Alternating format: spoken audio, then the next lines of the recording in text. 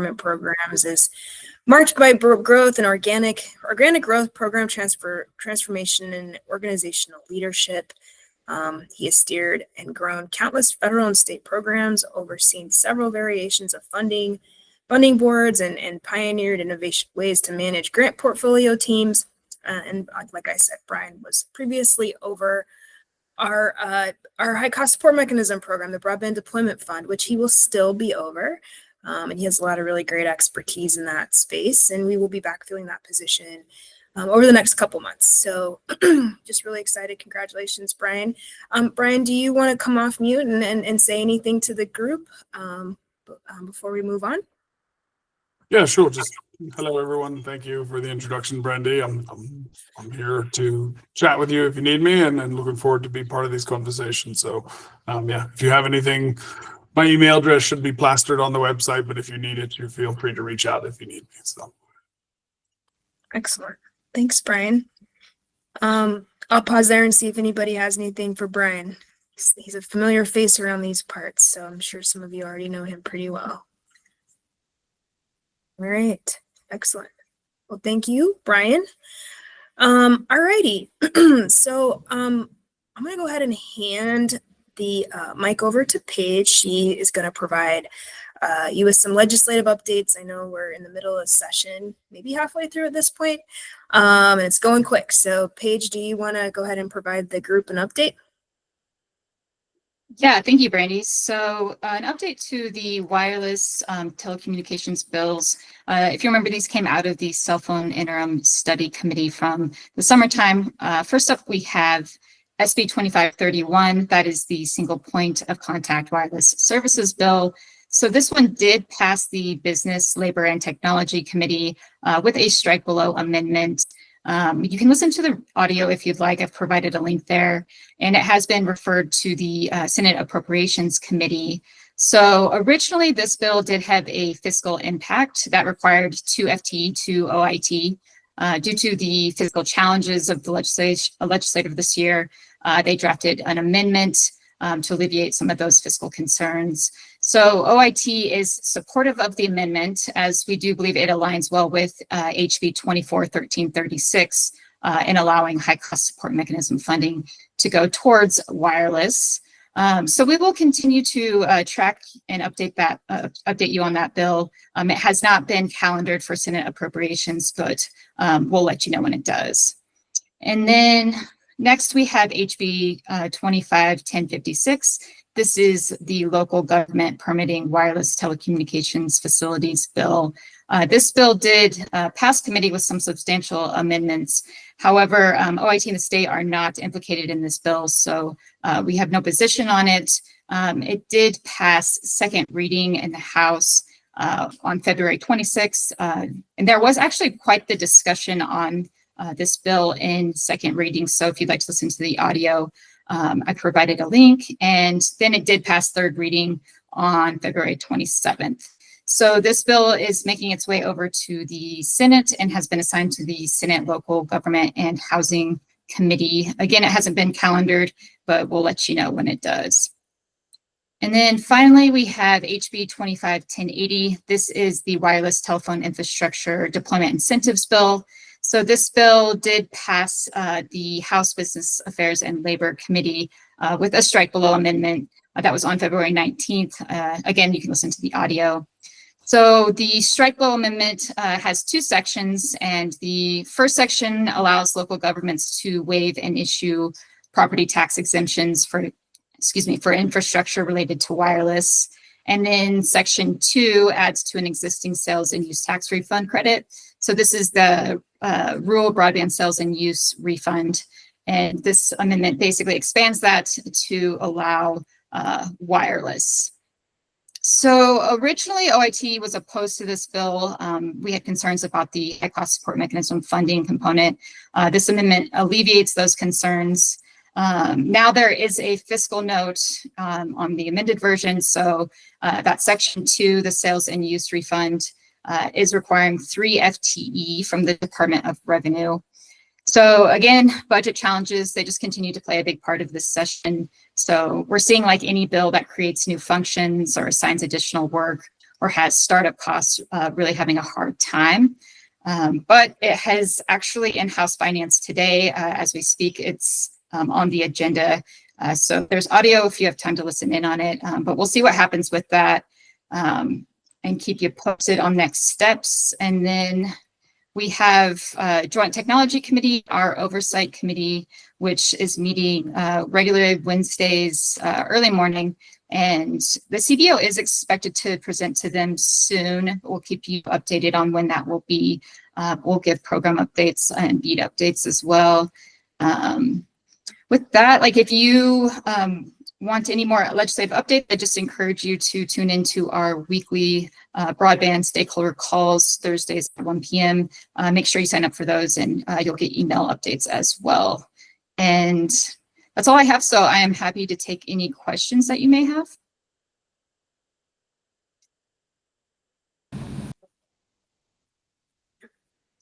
Any questions for Paige? All right, Paige. Well, thank you so much for all those wonderful updates. It's never a dull moment at the state capitol, so appreciate your work, and I know Michael McReynolds. And thank you for keeping track of all of those, all the telecommunication bills that are going through right now. So just appreciate it. Alrighty, so we're gonna go ahead and move on to updates from our advanced BEAD program. Just so you guys are aware, and you probably are, our final application round 2 closed on Friday, Friday just before midnight, and we received an overwhelming response. But before I do that, actually, let me go in line with the agenda. I just want to I want to talk a little bit about our federal government grant status. And I know there's a lot of our regulatory and political environment's pretty dynamic at this point. But I will tell you that what we're seeing is broadband continues to have bipartisan support across the board. So I know a lot of federal programs are up for review, broadband being one of them, but not in the sense of, maybe, rethinking what we're doing with our federal broadband funding. If anything, especially in the BEAD program, there is a push in all the conversations that I've been a part of across the country with other states, think tanks, is that there is a desire to make the program more efficient and streamline it. I mean, I know many of you who've been working with ISPs or in community or have tracked our progress, especially the NTIA, this program's pretty robust, and some of the regulations are pretty stringent and onerous. And so there is a push to maybe look at making the program go quicker, because I think everybody, even before the election, wanted the funds deployed sooner, including the broadband office, because every day people aren't connected or have the best internet, they're falling behind, and so there is a push for that. I can say with like 80%, well, maybe 90% confidence that BEAD will stick around. And we're going to continue to work on it. So no pushback in terms of eliminating the program, including capital projects. I don't have much of an update on capital projects, but I have been, and we're completely obligated. So those funds are out the door and doing great things in Colorado. So I'm not too concerned about capital projects either.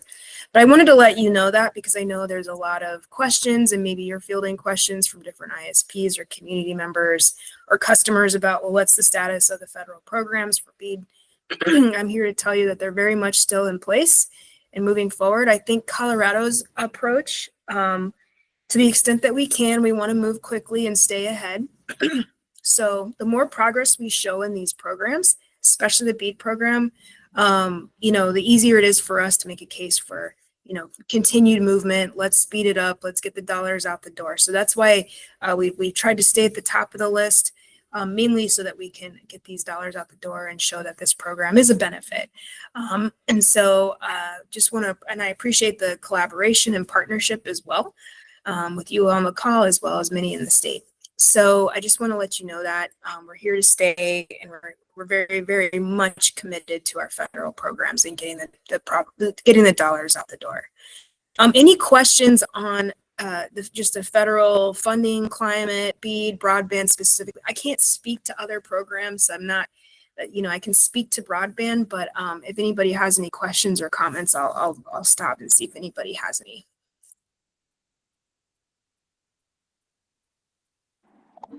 Hey, Brandy, I apologize for the noise. First of all, I'm driving, but I wanted to know, I mean, you mentioned efficiency and, getting stuff done quickly. And I'm just wondering if that equates to Starlink. There's been a lot of talk about Starlink replacing fiber and Wi-Fi, wireless in some places where it's, of course, it's relevant to who the speaker is, whether it's efficient or not. But just want to know if you can talk a little bit about that. Yeah, excellent, Sandra, and thanks so much for the question. And yeah, be safe driving over there. We all know we have to multitask every once in a while, but yeah, and I also appreciate you sending me that question earlier, so I had some time to think about it ahead of this meeting. So, where does Starlink play a role? When we're talking about efficiency, we're not necessarily talking about, technology per se. I think, there's still a preference for fiber. A lot of that's in law. And so I don't see that changing. And even from a state broadband perspective, we definitely encourage fiber where it makes sense and it's affordable, and we can make the financial case for it. And what I mean by that is, it's really hard for us to, justify $1 million per passing. And that's definitely a reality in our state. We're seeing that in our programs. And so, when we talk about efficiency, like especially cost efficiency, using, leveraging alternative technology. It's not just Starlink, it's fixed wireless and so forth. And so, that's what we're talking about. I will tell you, if we can get to fiber, the goal of our program is to put as much permanent infrastructure in place as we have money for, as it makes sense. And so, that's still one of the major pillars of the program. The reality is there's going to be people that are going to just have satellite. I mean, there's no utilities nearby. I mean, electric's scarce. These are places off the grid, essentially, some of it. And so that's a real reality for a lot of folks in Colorado. But the overwhelming majority, or the result of our BEAD program in particular, is going to be permanent infrastructure. We're not calling satellite, or especially Starlink, fixed wireless, or not fixed wireless, but an efficiency measure in our program. We're not calling it that. Efficiency is really from a regulatory perspective, Sandra. It's not necessarily technology, because cost efficiency we deal with separately from the actual program itself. So I just want to kind of highlight that, and then I'll go through kind of what the participation is of a fixed wireless, or not fixed wireless, I should say satellite. I'm kind of stuck on fixed wireless today, but I'll go over that here in a second. But yeah, we're when we say efficiency, we're talking about the regulatory environment, not necessarily the technologies that we're using. So does that help answer your question, Sandra? Yeah, it does. I'm just kind of referring back to all the talk about efficiency in the government and what, that even though it doesn't may not apply to technology, it applies to the funding and the money and how it's being spent. So Yeah. And again, I appreciate the question ahead of time for sure. And when we look at technology and the efficiency of technology, I in the context of efficiency, I should say, within for satellite in particular, Starlink, there's obviously Amazon, Kuiper, and a few others. Efficiency, it looks kind of different in the BEAD program for alternative technology, especially satellite. With the alternative technology guidance that the NTIA put out, in some cases, some people might get, satellite infrastructure or service many, many years after the BEAD program is done. And so, from a LEO perspective, we kind of, there's pros and cons, and we weigh it with, what the funds we have available and just the reality of the landscape in Colorado. So it's not a one-to-one, but I will tell you that, the cost efficiency piece is really big. And I know a lot of people that are participating in BEAD hear from us on that. And so, but we try to weigh it all and get the best. The goal is to get the best result for the best dollar here. We're not managing, it's not a race to the bottom of the budget, but we want to make sure that we're making sound investments that make sense for, Colorado and our providers that are doing the service. Thank you. You're welcome. All right. Anybody else have any questions on kind of the federal landscape? Go ahead, Eric. Yeah, well, it looked like Louisiana has completed theirs, right, and gotten full approval by the NTIA. So that's at least one state that on the BEAD program has gone through the whole process and signed contracts, presumably, if they think that they're going to get conduit in the ground in the next 100 days from when they announced that.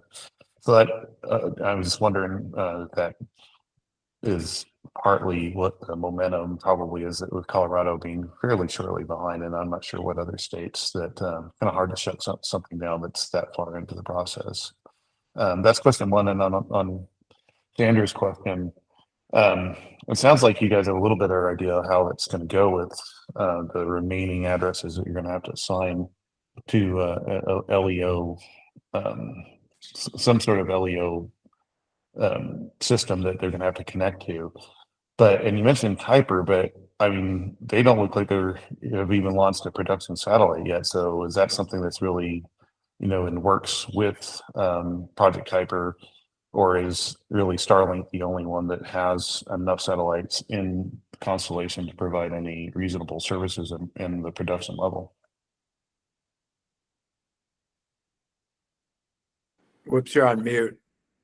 Sorry. Yes. Thanks, Jed. To answer, I said thanks for that. Thanks for your observations on your point with number one. There's 3 states that have completed the entire process. I'm not quite sure they've been approved for their final proposal, but they are pretty much done from a program perspective, getting through the process. That's Louisiana, Delaware, and Nevada. There's about 50% of the states that have opened up subrecipient application processes. So it's hard because the NTIA used to update their dashboard and it hasn't been updated since the beginning of the year. So I'm assuming that, they're busy doing other things, who knows? But this is kind of, I'm hearing from the network about that. So you're right. It's really challenging to, what I say, put the genie back in the bottle. I mean, a lot of this program is well underway. Yes, it took a long time, and for many too long, but we're well underway, and this is, for me, where the rubber meets the road kind of year. So that's why we've been so adamant about keep moving, because even regardless of administrations, I learned a long time ago in the public sector, when you get some money, you move like crazy to spend it, because there's always going to be an election. So you just got to keep moving, because priorities change every single time there's a ballot, a question out there. And so we've been really diligent about that. I would have loved to deliver sooner, but we wanted to make sure that we had round 2, set up for success, and we had to advocate for some of the things that were really important to Colorado. And so we spent some time making sure that the remaining funds that we're looking at, we feel good about the solution, because we asked our communities and our stakeholders for help. And so that's where we are in terms of the readiness, I should say, of Kuiper, Starlink. I can't speak on behalf of their situation. I mean, we track at a high level what's going on. My observation is that Starlink does, they're much further ahead of Kuiper, but Kuiper's right behind them. Kuiper, and I'll go over kind of the participation when we get there in our analysis, but we did see some satellite, we did see some LEO participants. Starlink did not submit any applications in our BEAD program. So I know we've been talking a lot about Starlink, but they are not a player in the Colorado space, at least in the BEAD program. And so I don't know why that is. I can't even begin to think why, but Kuiper is, they've made some applications. So we'll see. We haven't reviewed them. Of course, We just closed the application on Friday and we'll be looking at it, but, nothing's been awarded yet, just so you know, because we're still very much under review for round 2 and for round 1, because, for us, we're kind of treating this as one package, even though there's still multiple steps. So I hope that answers your question. But and understanding where all their infrastructure is and how far along they are, I do think that Starlink might be, more market ready, but who knows? I don't know. It seems like their priorities are shifting a little bit, but still they're very much a player in the broadband space. And from a state perspective, the locations that you talk about that don't have a technology solution, we are not going to get to everybody in the BEAD program. I think if we needed like $5 billion to do that. And so we're happy with the money that we received, and it's going to be great because it's going to help so many people out and further network development and deployment across Colorado. So there'll be connections as a result of BEAD. They might just come later. But the state broadband program, advanced state and local, will still be a funding source for broadband deployment in Colorado. And again, we're technology neutral. So, some of you, as you know, we do fiber, fixed wireless, LEO. And we created a space we expanded eligibility too. So we can get more dollars into more providers and more entities' hands to help get those remaining locations service. Is it going to be satellite, fiber, fixed wireless? Who knows? But whenever we open up those applications next year for state and local, we'll have a sense. We'll review those applications. And the beauty of state funds is there's not as many strings attached. So but it'll be a lot easier for us to be nimble and flexible and work and partner with providers to figure out what the best solution is without some of the requirements that the feds have. And Fed requirements, every time you have federal program, there's just requirements. So BEAD isn't unique to that, neither is CPF. So we'll be able to do a lot more in our state program. So I'm pretty excited about that, but we'll have to continue to fund broadband in perpetuity, because infrastructure is infrastructure. You can't fund it once and walk away. There's ongoing maintenance and all the things and updates, upgrades. So we'll be doing that for a long time. So but we have funding for it, and that's great, especially in this budget environment where we're pretty lucky that way. So hopefully that answers your questions and also touches on some of your observations, Eric. Excellent. Anybody else have anything on that? All right. All right, so if nobody else has anything on kind of the federal government grant status update, I will jump kind of into a summary that we have.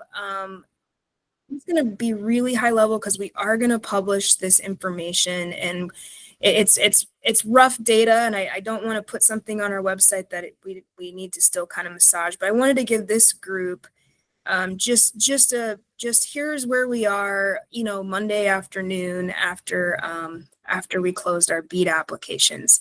Couple of observations, and I want to highlight these because I want to celebrate them, and I want to emphasize how great it is and how excited we are. We usually have, when we open up applications, we receive most of our applications, believe it or not, on the day of, all the way up until midnight. And so this time around, we had a lot of people participating, a lot of providers, and they did it early.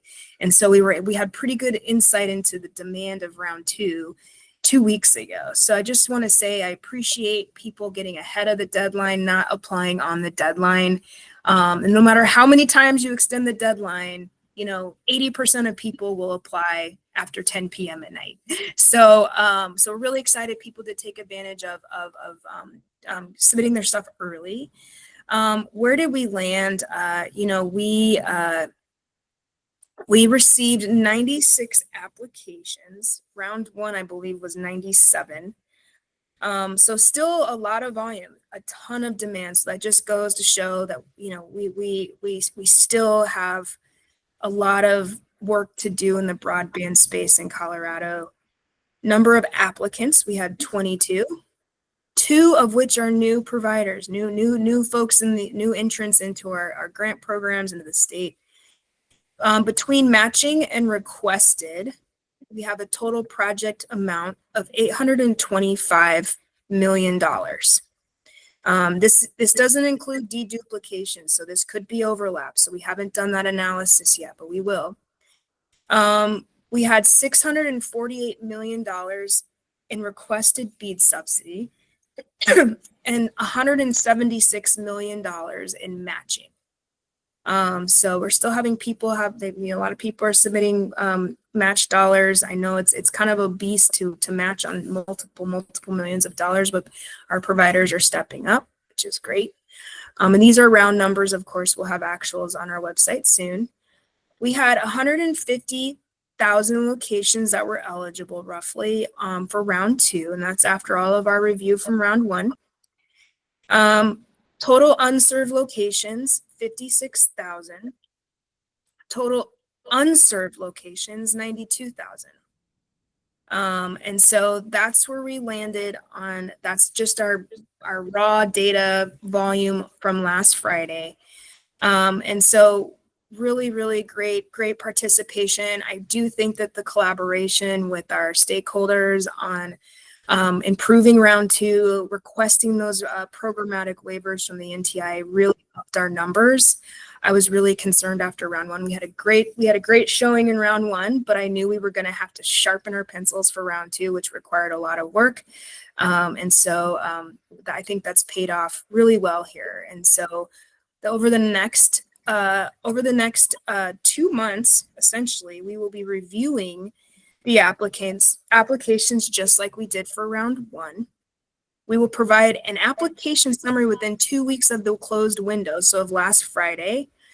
That is in our volume 1, and that is a commitment that we made, and we think it's important. And I wish we could provide more because we are an office of a lot of transparency, but we can't do that. We have to wait until the grand finale per the NTIA, so we're going to do that. But you will have an application summary, just similar to round 1. If you need to see what that looks like, you can go back to our website. So we're going to take March through April to review applications. We will have to go back to round 1.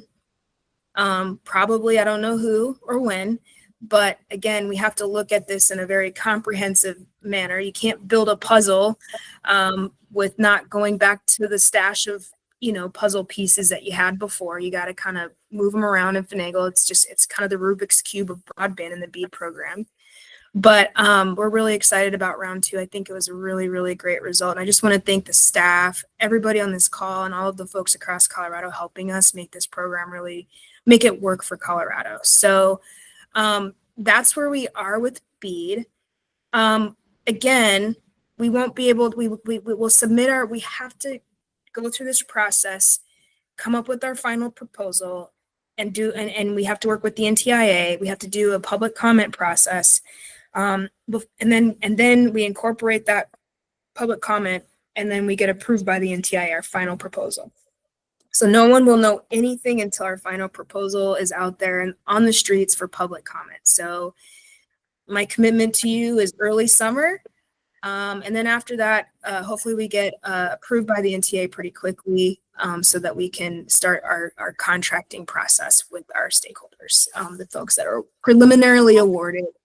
And there is no round 3. This is it. And I just want to say I'm really pleased with our providers and communities are really collaborating and working together. It definitely feels like a group effort to bridge the digital divide, and it's just been a really great public-private partnership. So we're excited about this milestone. So I'll stop there and see if anybody has any questions. Ralph, go ahead.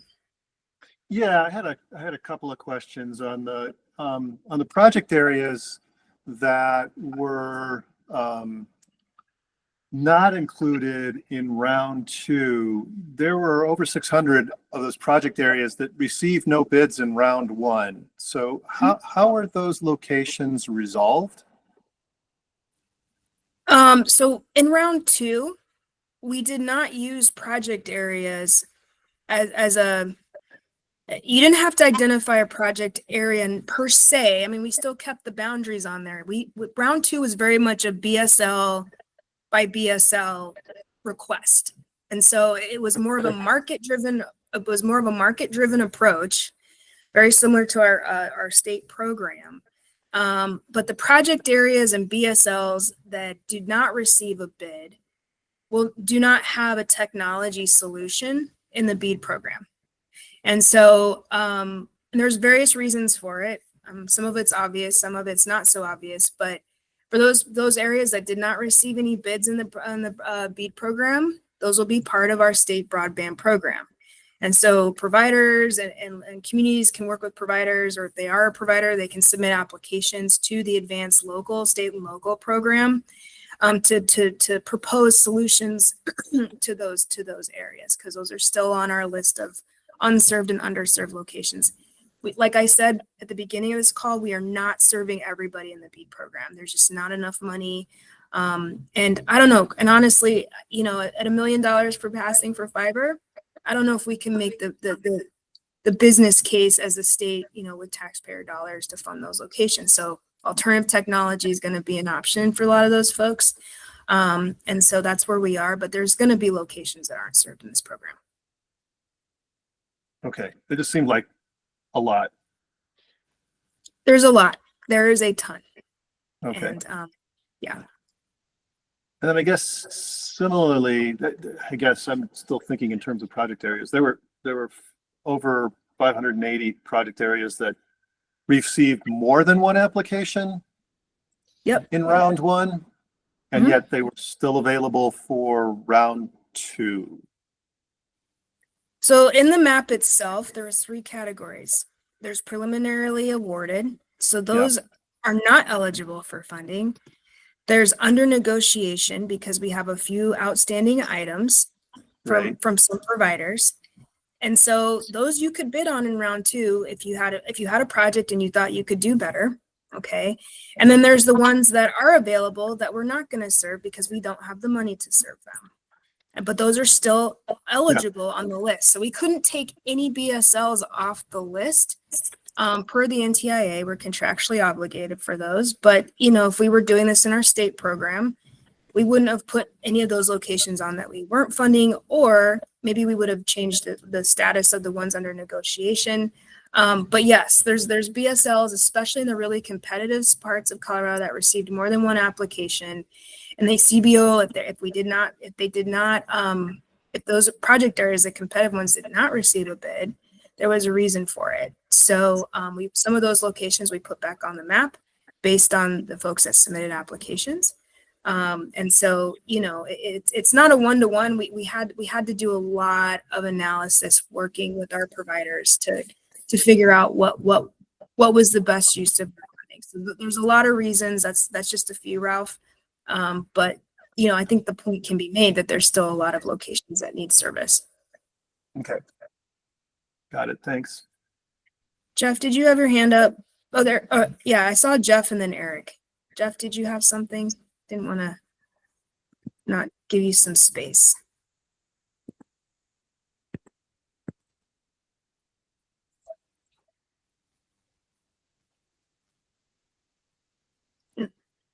All right, so Jeff, I will move on to Eric. Did you have Yes, something, Eric? so I was wondering if there was an addendum or something from the NTIA that allowed for leaving out some of the broadband eligible or serviceable locations. Because wasn't it originally in the intent that somehow every one of them would have to be addressed before you sent back a completed BEAD program proposal to them? So I just wondered if something changed. Basically, you successfully appealed that there wasn't enough money to do all of them, which is reasonable and not surprising to me. But I just wondered if something changed. Yeah, you know, so as part of our public comment process, or I said market sounding after round 1, you know, if round 1 was a good indicator of if we were going to be able to do the 100% mandate. And our round 1 result really showed us that this cannot be a 100% mandate because we're just not going to get there. There's not enough money And the other piece of it too is, this is a voluntary program, right? So providers have to want to participate. So for example, in the case of Starlink, they did not participate. So even at best, if we had enough dollar and if we had saved enough money for Leo to get to the 100%, we don't have a partner. And so, I think this program has had great intentions coming out, and I still think those still hold true today. Absolutely. We want 100%. But I think the dollars just didn't go far enough for Colorado. And that's the reality. And so we worked with the NTI pretty closely on what that should look like for our state. And so they granted us a programmatic waiver for that. Every BSL and every project area has to be served or you don't get approved. And it didn't work for Colorado. It worked for some other states. And I will tell you, Louisiana, Nevada, and Delaware, I can't speak for Delaware. Okay, all right, I'll let you speak, Jeff. But they didn't get to 100%. So they still have, I think Louisiana got, 5%, Delaware had 10%. So it's really hard to get to 100%. But I get the urgency around the goal and pushing 100%, because that is a great message to push. But we also had to show ourselves some grace and some leniency to account for some of the programmatic things you just can't account for when you build a program 5 years ago or 6 years ago, right? So great. The NTI was great and helped us with some leniency there, and I think we're going to see a really good result from it. Go ahead, Jeff, if you want to still talk. No worries on your internet. My apologies. I put it in the comment. The only feedback I've had from my members on round 2 is just to compliment your staff. And how responsive and cooperative they've been with the ISPs, at least with them. And they wanted to ask me to pass that along on this call. So I am. Oh, great. Thank you so much, Jeff. That's fantastic. Yeah, our staff work really hard, and, and also, compliments to your members too. I think it's been a really great relationship. And I feel like because we're kind of working in collaboration, like we worked together to make this program even a better version of itself when we first started out. So I always say I don't know what I don't know until you guys tell me. And so we always want to make sure we ask you. So appreciate that. Really do. And thanks for being here. Yeah, thank you. All right. So I want to be aware of time, or be cognizant of time, I should say. And I'm going to have Megan talk a little bit about the alt tech policy public notice process. So Megan, if you want to hop on, is she here? Do I see her? No, I don't see her. Okay. All right. Well, maybe I didn't invite her. I'm sure she would have came if I invited her. So anyway, I just these are the results on the agenda. We received we received 838,352 fiber RBS submissions, 146 cable RBS submissions, and then 21,921 LBR and LFW submissions. So that was the result. I don't know, Judd, you worked with Megan on this. Did you have anything you wanted to add, or anything? Yeah, I wasn't sure what all Megan was covering. I think she was covering more of the process of how, especially unlicensed fixed wireless or reliable broadband service, those two different categories. And I won't use the word challenges. This is not the challenge process, but it's just a demonstration that you provide NTIA reliable broadband service as it's defined by them. So that is for the unlicensed fixed wireless providers, and then all other providers for the reliable broadband service. But I think Megan was going to go over, I'm surmising here, some sort of a portal that we might set up. It will be very similar to the challenge process, but again, we're not calling it a challenge process. That process is over. But I think it'll be similar to that, where you upload a CSV, and then the burden is on the person saying they have reliable broadband service to prove to the satisfaction of the CBO that there is in fact reliable broadband service or unlicensed fixed wireless there. And then what that enables us to do is pull those off the BEAD map That's part of the NTIA process outlined in that link that we sent earlier. We can then pull those off, and as Brandy has noted, we don't have enough money, so we're going to put that money elsewhere, because we really are trying to avoid overbuilding at all costs. But I think there will be more to come on that Megan will publish. That's great, Jed. You did an excellent job. That's exactly what Megan would say. So yeah, to Jed's point, it's not a challenge process. It feels a little bit like that, but this is just another opportunity to perfect our data and make sure that we're not overbuilding, and give ISPs an opportunity to weigh in and let us know. So I just asked her how many ISPs participated. I think it was around, she had 23. Yeah. 23. That's a pretty big deal. We had a pretty good participation in the program, or the actual task itself, which is awesome, because whenever we go and ask ISPs sometimes for information, especially in a challenge process, I know earlier on, like with the FCC challenge process, and then we have had like 5 challenge processes, so we're a little over the challenge term. We need to find a new term after this. Huge showing in those participations, those public processes, but when we saw this, we're like, this is great participation, because we want to avoid overbuilding just as much as our stakeholders do. It's not a good use of funding. So. Yeah.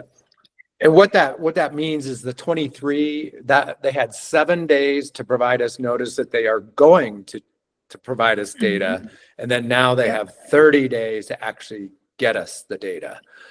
And we're going to be, the CBO has always been pretty, I want to say strict, but we've been, we want to make sure there is reliable broadband service there, as they know. So you're going to have to submit speed tests, propagate for wireless, propagation maps, things like that.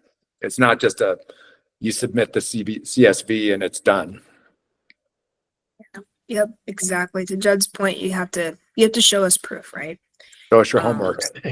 Yeah, exactly. We can't just say, I provide service here. You should be okay with that. We really want to see people step up and show us the proof and so forth. And that information's on our website. Mm-hmm. Ralph had a question. Yep, go ahead, Ralph. And by the way, the next deadline for that is March 14th. It's on the agenda. So tell your people, tell your members, tell everybody. So if they don't know already. Go ahead, Ralph. Yeah, so these submissions, this 8,352 are not 8,352 locations. They're just submissions of coverage of a number of locations, correct? Yes. Yeah, I think that's right. That's the number of the CSV locations, but they still have to follow up with proof that those are covered. So those are locations. Yeah. Locations, yep. In the 7-day notice, they had to submit a CSV, simple enough to do. And then in the 30 days, they've got to actually submit backup information. Yeah, I just wanted to make sure I knew what we were counting. Yeah. Mm-hmm. Excellent. Thank you. Cool. Excellent. All right. So moving along, I want to take some time now to talk a little bit about broadband workforce. We are making great strides in this space, even though we're still trying to identify money to implement our workforce plan, but we are doing portions of it with our cohorts and stakeholders and partners. So it's been really, really great to see. I know that Lauren is not going to join us today because she's feeling a little under the weather. But we do have a media kit that's available online. We just published that. So if you can get the word out to your networks, your partners, your members, anybody in your communities to help us promote this, you might have, if you follow us on socials, you might be seeing a couple of these, a lot of our, not a couple, but several campaigns that we're putting out. We have a goal of reaching out to a lot of people, but I don't want to steal Delia's thunder. She's going to talk a little bit about what our office is doing on workforce development and training. And so Delia, I'm going to hand it over to you to just, speak briefly on what we have going on in our recent engagements. Perfect. Thank you so much, Brandy, and good afternoon to everyone. Mike Murphy and myself, we are the ones that are taking care, managing the workforce committee, and I think like we have been able to accomplish quite a bit, and that's what I'm here to share with you today, our accomplishments. Paige, could we go to the next slide, please? As some of you may know, we have 3 main goals: awareness, training, and employment. And our goal for last year was to reach out to 10,000 Coloradans, and we actually passed that goal. We reached out to over 11,000 Coloradans and from different backgrounds, which we are very excited about it. And we're still actually spreading the word with different, with this media kit that we have created. The goal for this year, it's training. It's train at least 3,000 Coloradans. And at this moment, this week, actually today, we are starting our second training in Cortez. And I'm very excited to share with you guys that it's a full class. And we have 3 women that have registered for that training. Last week, we ended the training in Pagosa Springs. We have members from the tribes, and also we had 2 women that registered for the training as well. It was a hands-on training. Everyone was quite excited, and we can't wait to hear the report from these 2 trainings at probably the end of the month. Our goal for next year is to at least employ 1,500 Coloradans in the telecom and construction fields. The reason why we're training 3,000 and hoping to for 1,500 to be higher is because we know life happens, and maybe some of the people that are getting these trainings will be moving around, or maybe in the middle of the training they will realize that this is something that, you know, it's not for them. So we just want to be safe and make sure that these projects are completed by training at least double the amount. Next slide, please, Paige. Thank you. So talking more about our accomplishments, as I mentioned before, we reached over 10,000 Coloradans. We spread the word through social media. We use LinkedIn, our Twitter account. We also use our newsletter, and the information that was going out was in English and in Spanish. We have also created a workforce page to be kind of like a hub that has all the resources that people might need to spread the word, but also for people that are looking for information about trainings and the jobs that we hope are going to be fulfilled by the end of 2026. We also created a form, an interest form, and we received 40 responses so far from all over the state. People that fill out this form either reach out to us asking how they can get more information about future trainings, or we also have different organizations, public and private, that wanted to see how they can partner with us. As I mentioned before, also, all the information that is going out in English and in Spanish. And I'm very excited to mention to you guys that we share or created a workforce awareness video in English and in Spanish. If you go to our YouTube page, you will be able to see those videos. And the training in Pagosa Springs ended last week. Nobody skipped any classes. Everybody attended the 2 full week classes, which is very excited. And this week, I got a picture actually from Emily Lushbrook, for the ones that know her, and it was a packed class. I'm very happy to report that. Next slide, please. Here we have a picture of the training.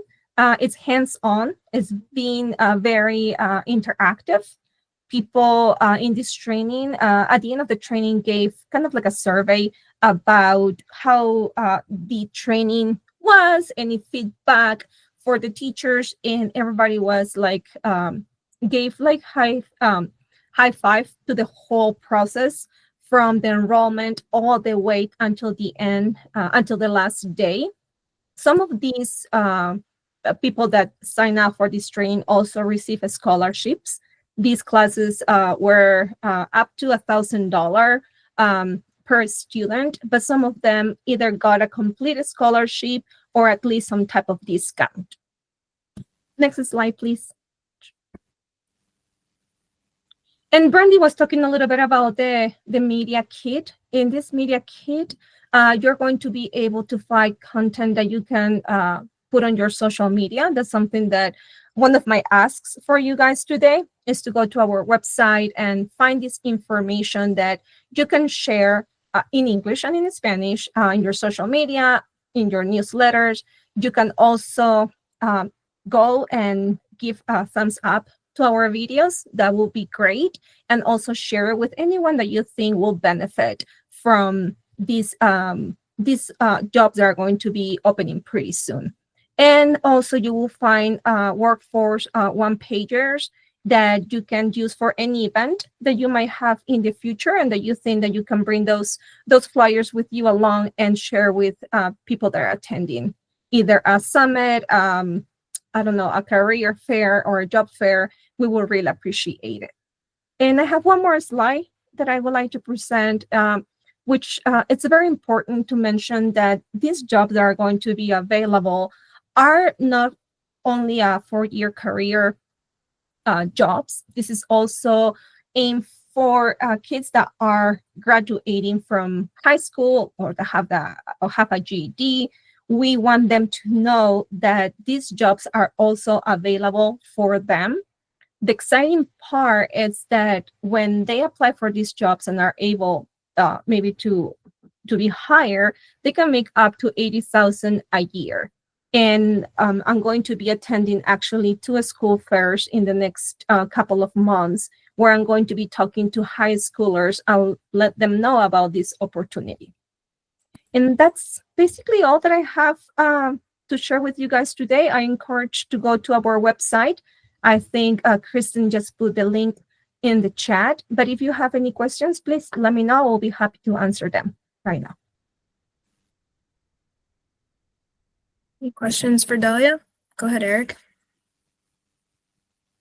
Just to comment more, thank you, Delia, for your and Michael efforts, and also shout out to Emily because she just put a lot of effort into getting that done, and it did go really well. I stopped into that class. It was directly across the parking lot for me where I had helped get a place to hold it, and that was actually my son in the picture, with the fiber splicer there. So he enjoyed it a lot too. So it was great. It was a great class, and I think I talked to Emily today, and it sounds like the one in Cortez is going great.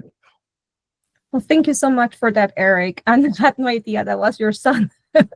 So this is perfect that I picked that picture. But yeah, I heard great things about the trainings, and Emily has done, like you said, an incredible work. Great. Well, thank you for that, Delia. Really appreciate it. And kudos to you and Michael Murphy for spearheading all the workforce stuff. It's been incredible, and we're doing it through collaborations, which is fantastic. So if any of those on the call today want to promote our workforce initiative, or you want to participate, or you have ISPs that are doing great work that we can showcase and highlight and maybe even partner up with, just let us know, because we're always looking for good collaborations with folks. So just let us know. Go ahead, Ralph. Yeah, I was just going to say, I just wanted to put in a plug for the Society of Cable Telecommunications Engineers who put on that training. Colleagues of mine from the industry. So that's good. And good to hear that the classes went well. It's fantastic. So great. So wonderful. All right. Okay, so we're coming up at the top of the hour, and I just want to make sure that I just chime in real briefly about Middle Mile. I'll dedicate some more time to this. Just so you know, we're still working on it. It's not like it's not top of mind, but I just want to let you know that we successfully signed a fiber lease with CDOT so that the CBO can be in the driver's seat on leased dark fiber. And so our first pilot project will be a collaboration with Department of Natural Resources. The team on this call, a few folks like Judd, shepherd this process through the door. And so it's unique. It's one of a kind. It's the first for CBO and CDOT. Our goal is to pilot, tweak, revise so that we can support industry in our communities with the middle mile situation in our state. So baby steps.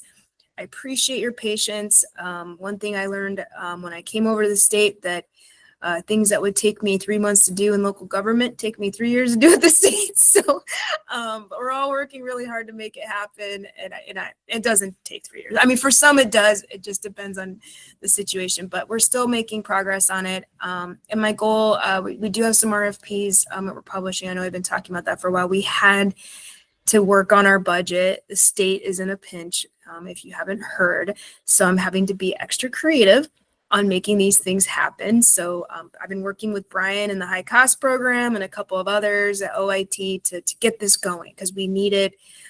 We need to do this. We needed to do it yesterday, and it can't come soon enough. So I just wanted to let you know we are working on it. And I know I'm supposed to meet with Carrie's group next week, her members with CDOT, and we'll be talking a little bit more about it. So Carrie, thank you so much for the invite. Always happy to come down and talk to your members about what we're doing there. I know it's a big issue for a lot of folks in Colorado. And so we're working together. CDOT and CBO are working together, and we're making progress. So I know it's slow going for those, but it takes a while. I mean, there's a lot of collaboration, a lot of legal stuff that I can't really speak intelligently to because Judd can. But we're working on it and we're making progress, and actually really proud of getting that 5 release. That's a big deal. And it's not that the state's going to be an ISP. It's really just to facilitate projects that make sense. Of course, funding is going to be the linchpin, if you will. But we have some ideas in the short term and long term to help with some of that stuff. So I just want to let you know that it's still percolating, and we'll toast to those drinks whenever they come around. So anyway, I'm going to pause there and see if anybody has anything for the order before we close out. Okay, excellent. Well, as always, it's really great to provide updates with you guys. Thanks for giving us your feedback as always. It's really helpful. Really excited to close out this big milestone with the BEAD program that we've been working on for a very long time. With you guys, especially, we've been at it for a while. So look for more updates from us. And if you have any questions between now and the next time we meet, please let us know. Send us those questions. We can get to you either here or via email. And I just want to say thanks, guys, and you enjoy the rest of your week, and we'll talk to you soon. Bye, guys.